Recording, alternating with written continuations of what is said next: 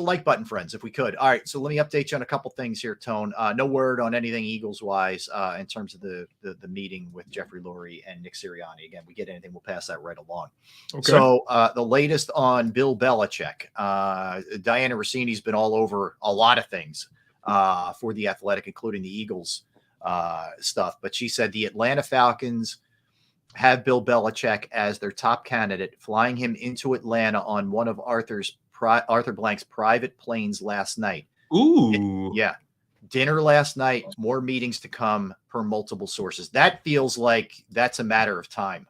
You know, that feels like swanky. Hey, man, that's what the big boys do. They fly you in on their jet, and one of these days, Rob, I'm gonna have to fly you down to Texas on my private jet, man. One of these days. Don't forget the little people, Tone, when you make it big. All right, thank you, appreciate that. And I want strictly caviar, and champagne on the flight. Oh no! Listen, Rob, we keep it hood, man. We go on McDonald's on the private jet. You know what I mean? Then good. Give me some Mickey D's, and I want some Mad Dog 2020. Orange Jubilee. All right, that's how we're rolling. All right. Oh my God.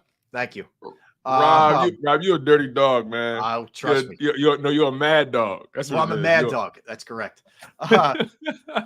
So the other, and this is Matt Lombardo, who we've had on the show. This is interesting, Tony. Oh my God, that was funny. He seems to think that if Belichick gets the Falcons job, he might go Kirk Cousins route as a free agent.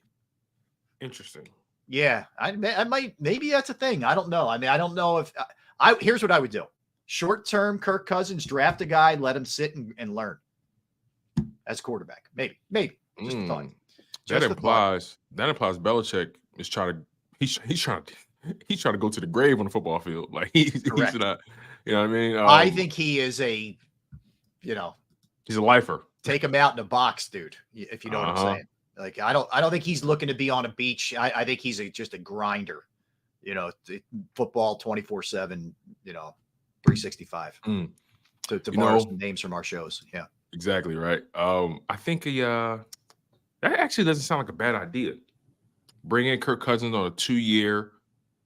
A 2-year. Yeah, you pay him well, whatever. A 2-year, maybe $90 million contract, fully guaranteed, so it doesn't really influence your insurance. Might be able to get him cheaper coming off the torn Achilles. Maybe you might be able to get him cheaper coming off the Achilles. That's a good point. You might be able to get him cheaper.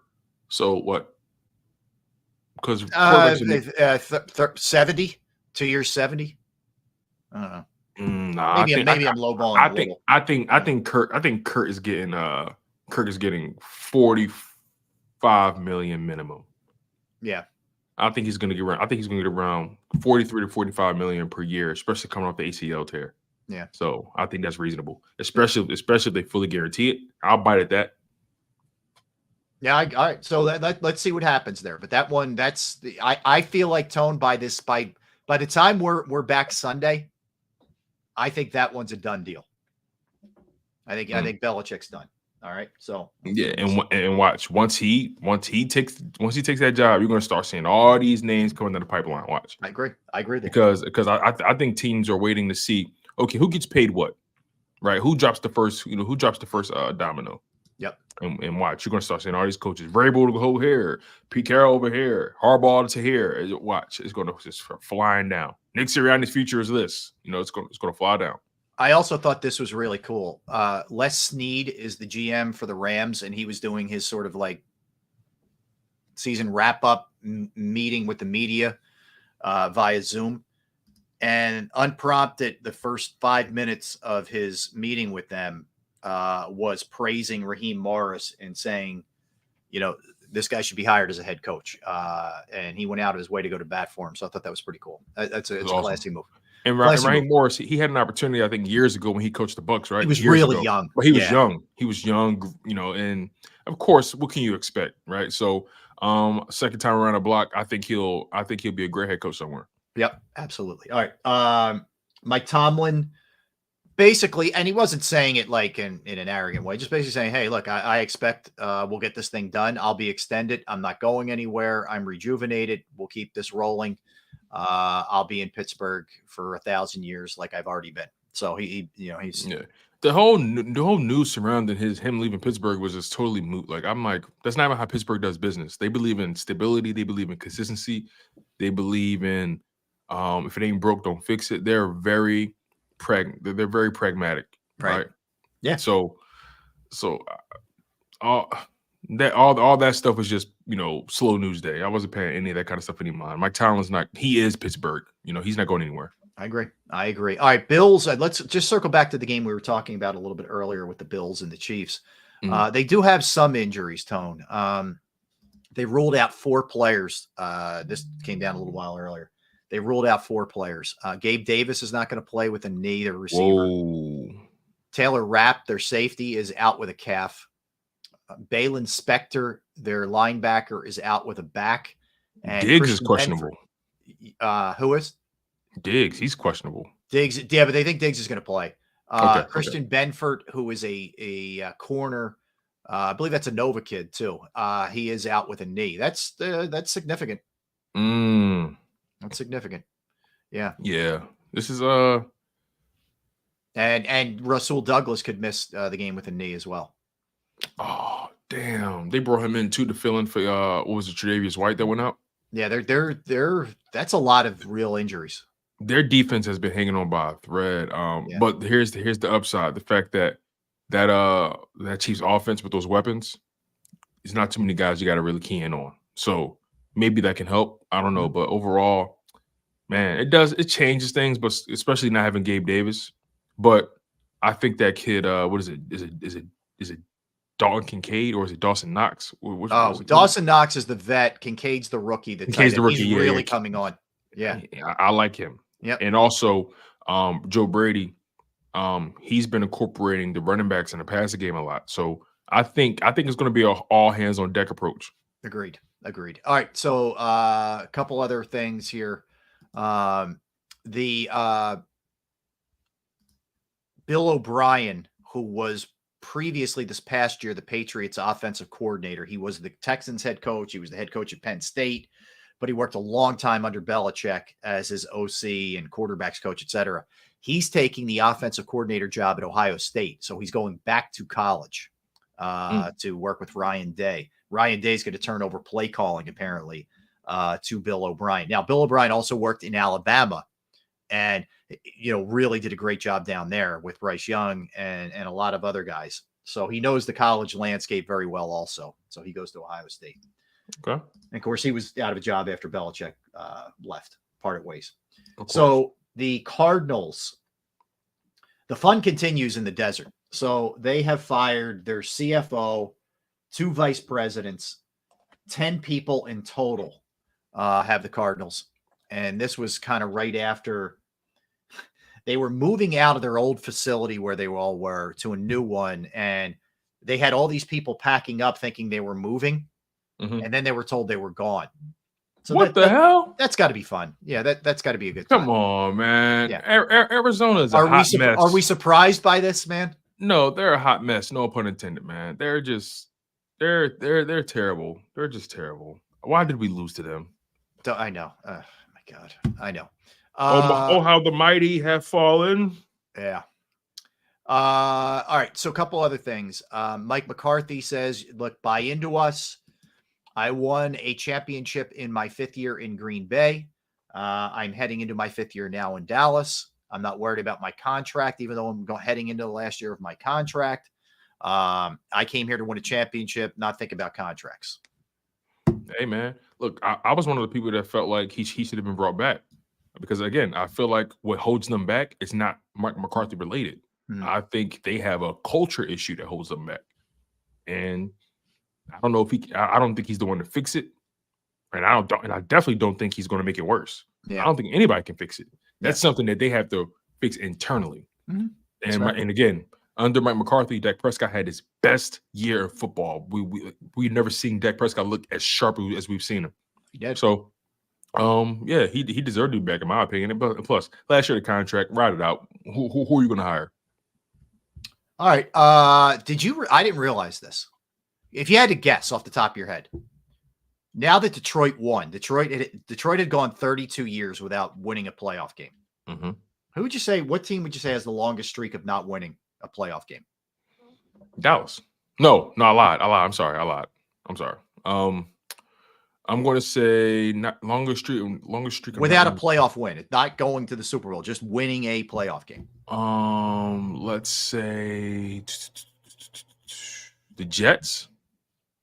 Is it the Jets? It's not the Jets. It's a team in the Jets division. Miami? Miami hasn't won a playoff game in 23 years. What? They have not won a playoff game in 23 years, the Miami Dolphins. Damn. I ain't know things were that bad down in the South Beach. I had no idea. Oh, well, so where the cookie crumbles, man. Listen, some people get the the right side of things, some people don't. Yeah. All right, so NFL, let me give you some numbers here for how the wild card round went, ratings wise. According to the Sports Business Journal, the 6 games from the first round of the playoffs averaged 31.3 million viewers. That's up from 28.8 last year. The rich keep getting richer.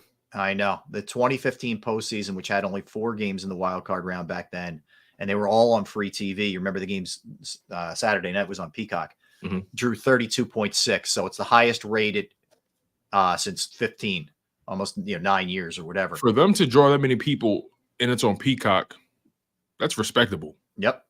That's really respectable. I'm curious to know the exact amount of people they have for the Peacock one, but that's pretty cool. Pretty amazing, right? The Cowboys Packers beatdown of the Cowboys racked up 40 million viewers at one point. That's how you want it. You want it. You want that ass beating to be broadcast on the world scale. That's exactly how you want it. Yeah, correct. That is correct. So I'm petty, Rob. Don't mind me. I'm petty. Don't mind me. No, I feed into pettiness when it comes to the Cowboys. Okay, please. I enjoy it quite thoroughly. All right, so a couple other odds and ends here. David Shaw, who was the longtime Stanford head coach, has now interviewed with a couple different spots. He interviewed with the Chargers, and he will be interviewing with the Titans. I'll give Tennessee this. They're being thorough here. Shaw will be the 11th candidate they've interviewed for the head coaching job. Jeez, are they interviewing are these guys via Zoom? Like flying them in like 5 interviews a day, 4 interviews a day? How are they doing this? I don't know, man. That's a lot. Like, I almost feel like it's like, how do you really remember every nuance of I know I'm sure you're recording it or taking notes or whatever you're doing, but my God, like I'm going to go back to like the third guy I interviewed. Am I really going to remember it in that kind of detail to know if he was the right fit? I don't know. Feels like a lot. To me, like five-ish is probably a good number. Yeah, I ain't gonna, one may say, well, they're being thorough. The other side may say they're not focused. They're interviewing 11, 12 guys. That tells me you have no idea what you want out of these guys. You just want to really see who gives you the best pitch. You know what I mean? Typically, teams have an objective. Okay, we're looking for this kind of dude. You're interviewing 12 different guys. Someone argued that indicates a sign of, or some would say that indicates lack of focus. Yeah, I agree. I agree. I feel it feels like too much for me. And it's not an easy spot. I guess you have Will Levis there. If you feel like he's the future, then that's different. If you're not sold on him, then it's like, I don't have a quarterback. I have an aging running back in Derrick Henry. I wasn't great defensively. I don't know. I had an owner who fired Vrabel in part because he went to a ceremony for the Patriots teams he played for. Yeah, strange. I'm not sure I'm loving that, that gig. This is a college thing, but did you see this? Cam McCormack is a tight end for the University of Miami. He has been given a waiver to play his 9th year of college football. Now, how does that work? So one of it is a red shirt. One of it is a pandemic year. He missed 2 years because of injury. He started at Oregon. He finished at Miami. Dude, 9 years. Is he 30? No, he's 20, I think 6. He'll be 27 next year. Yeah. But with NIL, if he's not an NFL player, you better grab every dime you can make. It's not the craziest thing in the world. Right. Yeah. Listen, you're a novelty right now. I would milk it. I would take every AARP Yes. sponsorship. Yes. I would do all that. You know what I mean? I would lean into it, being the old guy. I would lean in, stack those checks. I think you're right. I mean it, man. Like I would play into this as hard. I would lean into it as hard. I would do as all these ads with me, being an old person dressed up in football gear. Like I would lean in so freaking hard. Man, that is unbelievable. And I see Scott says Chris Wenke. At least Chris Wenke went and played professional baseball for 4 years. He was drafted in the major league draft, and he went and played baseball for 4 years. I think he topped out at AA or AAA, and then decided, all right, he was a great high school football player too, quarterback. He went back to Florida State and played 4 years and won a Heisman. But man, that is craziness that these guys 9 years. That's a long time. Man, that's a long time to be hanging around a college campus. It really is. It really is. All right, so let's go back to what we were talking about a little bit earlier, with the sit down that's either occurring or has occurred or whatever between Nick Sirianni and Jeffrey Lurie and Howie Roseman. I'm sure is in that meeting as well. I do wonder. Here's the other. We've been looking at it mostly from like a Jeffrey asking Howie questions perspective. Let's turn the tables. If you're Nick, how ballsy can you get in this meeting? In other words, not much. Well, I probably not, but don't you at least have to advocate for yourself in this sense? Let's just say he wasn't on board with the Patricia thing happening. How do you handle that part? Like, do you say, hey, remember, I wasn't real thrilled with this to begin with, and it got worse. Like, do you even go that route? I think it has to be discussed, right? I think if he has any leg to stand on, he has to make sure he holds them accountable as well for decisions they made that he advocated against and ended up being to their detriment, right? So I think that's the leverage, right? If you tell me, hey, Tom, don't do A because B will happen, right? And I do it anyway against your advisement, and now I'm looking to blame you for the result. Does that make sense? I've had it happen to me. So trust me. Yep. So it's that's the unfortunate position. That's the unfortunate role we play. Being a subordinate. You even if it's not your call, even if you advised against it and it ends up failing because you didn't execute it, it's somehow your fault when you advised against the plan in the first place. So I think that's something that Nick Sirianni is going to have to try to find a balance of in these meetings. Yeah. Hey, Mark Maskey, who is a very good NFL reporter for the Washington Post, says that some within the league believe if Bill Belichick does end up in Atlanta, his coaching staff with the Falcons could include Josh McDaniels, Matt Patricia, and Joe Judge. So he'd be getting the band back together. The Patriots South, is that what that is? South. Now, why is that interesting? Well, it's interesting in general, but why is it more interesting? Because Matt Patricia would be involved, which means no surprise. Okay. But we at least know he wouldn't be calling plays here or running the defense here. It would be a one and done with Matt Patricia. But yeah, I mean, that's the thing. What I don't know is, and I don't even think it's Nick being cocky in this sense. I really don't. But Nick does have to some degree, have to be allowed to speak his mind in this thing and say, look, this didn't work, guys. And maybe our philosophy at linebacker needs to change a little bit, or maybe we need to do this, collectively, we need to do this thing a little bit differently. I would hope that they give him the leeway to be able to do something like that, because that has to be part of this. Yeah. Nick has to, I think he has the right to defend himself. I think he has the right to stand up for himself, right? But you and I both know you have to navigate this world of this world of business very finely and meticulously. And sometimes how you feel is irrelevant, Yeah. So whatever Nick is feeling. Well, you know what it is more than anything else, time and place. Time and place. All right. So, for example, there may be, after everything's agreed upon that you're going to stick around, there may be a follow-up meeting with, hey, what can we do? Any good boss will say to their employee, hey, what can we do better here? What can we do better to help ensure that this doesn't happen again or that this succeeds? That may be the spot for you to jump in there and say, hey, look, I truly believe we need more impact from our linebacker play. I truly believe we need X, Y, and Z. Mm-hmm. Yeah. If you're legitimately fighting for your job, you may take a different tact in this meeting today. Yeah. Where you're not quite getting as deep with some things, into the sauce, if you will.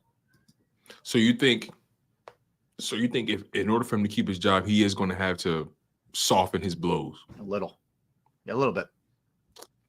You know what? You may be right, because I'm a firm believer of say what you need to say to get the job. Once you got it, then you start trying to. You could figure the other stuff out.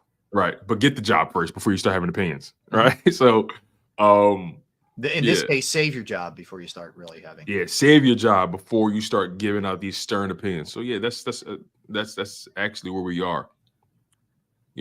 This meeting is going to be a pivotal point in Philadelphia. We're going to reference this day. We're going to reference this whole situation 5 years from now. And whether we have a Super Bowl or not at the end of it, it's going to tell us everything. Yeah, and the biggest thing I think if you're Lurie is what you have to measure. I know what he's done, but the question is, what is he going to do? Like, you've won. There's no question. You have good track record in terms of wins, losses. But do I believe in you going forward? Have you lost this crew? Why'd you lose this crew? Why does it look different than it looked last year? Was it really just about your assistant coaches last year who left? And that's the crux of this. The other part is Jeffrey Lurie does not want to be the owner who gets tagged, the hot trigger guy. In other words, you don't want to be that dude who's every 2 years it's a turnover, or whatever. You don't want to be that owner. Yeah, if I was you, right? You don't. I don't. No. I personally don't think when you think about it in the macro. As much as I've been displeased with Nick Sirianni's work output, as much as he's pissed me off, when I think about it in the macro from the Philadelphia Eagles perspective, they cannot afford to jump back into the head coaching market. They can't. Reputation for a team that values their reputation a lot, I think that's going to also be at the forefront as well. Do we really want to be known as the organization that blows out head coaches, that has winning records, that win Super Bowls after 3 or 4 or 5 years of service? Do we really want to be that crew? Right. How are you going to get people to play for you or even come and work for you and coach for you? Well, that's the other part. That's something they got to think about. Like, if you're really going to be players, and I don't know if they would or not, but if you were really going to be a player with some of the big names that are out there, that's one of the first things I'm asking is if I'm Jim Harbaugh or Belichick or whatever, I'm saying, you fired a guy the year after he went to the Super Bowl, and that guy even went to the playoffs this year. Like, you have to ask yourself, do I want to be around that kind of instability? Let me ask you this. Bring it back, Nick Sirianni. Would you say that qualifies as a sign of strength or a sign of disarray? Because, when you bring a guy back, you're showing conviction and you're not overreacting, right? But again, I don't want to pollute it. Do you think bringing back Nick Sirianni could be considered a sign of strength? I think it depends on, beauty's in the eye of the beholder. So I think you can look at it from a positive standpoint of, hey, they don't want to be that team with that crazy turnover. They realize that this year got crazy and this guy's a really good coach. It was just a bad close to the season. Or, they're doing the smart thing. They're not prolonging this. They're not doing what the Chargers did last year with Brandon Staley by running it back again and hoping this guy figures it out. No, they've come to the conclusion from what they've seen and then what they heard from him in this interview that it's time to move on. I really just think it depends on how you view things. Look, Jeffrey Lurie's been doing this long enough. He's on the team for 30 years. He's had a bunch of different coaches here. He knows kind of what he needs to see or hear. The one thing they always do is if they do move on from a coach, that next coach gets them back quick. So there is a track record. If you're looking for something if they let Nick Sirianni go, the track record's very good with them hiring the right coach, at least for the immediate, future. Right, until things fall off 3 years later. That's the problem. You don't have a Steelers situation where Mike Tomlin's there for a really long time, or other coaches that have been around and stayed with their team for a really long time. Why is that? Are you ultimately choosing the right guy if you have to bounce him so quickly? Is there a failure in your process? Yeah. My heart's telling me they can't afford to get back into that head coaching market. My heart's telling me I think Nick Sirianni's coming back, y'all. I think he's coming back. They're going to change some things up in the staff. They're going to run him back another year, and I think that's what it's going to be. I think both coaches. Yeah, go ahead. I think he's back, and I think both coordinators are out. Yeah. That's where I'm at with it. And look, you guys. Again, think about it in the macro. Things went south, and they went south fast. And we felt like we had a chance this year, but in our reality, we didn't. The personnel was a problem on defense. The Eagles had an ocean of issues, so vast that it's hard to pinpoint. It's hard to pinpoint exactly who's the main culprit, and I think that's how it goes beyond Nick Sirianni, right? Their problems are an ocean. So maybe bringing back bringing back Nick Sirianni is the better decision now. Maybe. But one thing I will say, you bring him back, you're setting your 2024 campaign up to be one of the most scrutinized in Eagles history. Yeah, you're setting it up because they're going to be watching Nick Sirianni every play by play, quarter by quarter, game by game, week by week, matchup by matchup. They're going to criticize him with a fine-tooth comb. And you're setting it up for that. The number 1 and 2 hot seats both belong to guys in the NFC East. It's going to be McCarthy 1, Nick 2. Right, and yeah, you're right. And I think McCarthy's 1 only because of the brand itself, the Cowboys. Right. Yeah, that's it. I mean, it's just the Cowboys hype makes. I mean, the Eagles are coming off a Super Bowl last year. It should be Nick, but it's not. And I think Nick Sirianni signed a 5-year deal, if I'm not mistaken. Was it a 4-year or 5-year? So he might have 2 years this year and the following year. McCarthy's going into a they didn't re-up. Yeah, he's in a lame duck year. Right. Right, exactly. Yes. McCarthy's in a lame duck year. I don't think Sirianni is. I think he's into the 4th year of the 5-year deal. It's no mystery why they haven't extended him, because they've been iffy on him, right? It took them, once Doug won the Super Bowl, they extended him right away. You know? And of course you win it. You deserve an extension for the most part, but Nick made it still, and they were 10-1. You would think that they would look at him as, okay, a prime candidate to be extended. I think now they're going to make him play out that whole contract if he even stays here beyond 2024. Yeah. They're going to make him play the whole thing out. Oh yeah, I would tend to agree. That's for sure. Yeah. All right, let's sneak one in. Let's continue with the Eagles discussion. We'll mix in some Flyers, who had yet another big win last night. The Sixers showing up. Yeah, man, they're playing. That was a beautiful game too. I watched some of the things you pointed me to. Yeah. And man, we got some things to discuss about those Flyers, man. Yep. Yeah, we'll do that, and we'll also give you a countdown to pitchers and catchers. Believe it or not, it's hard to imagine we're sitting here getting snow dumped on us, but pitchers and catchers are less than a month away from reporting. It's amazing. All right, don't go anywhere. We'll roll into the final segment of the show. Tone DeShields, Rob Ellis. We are Sports Take. Right back.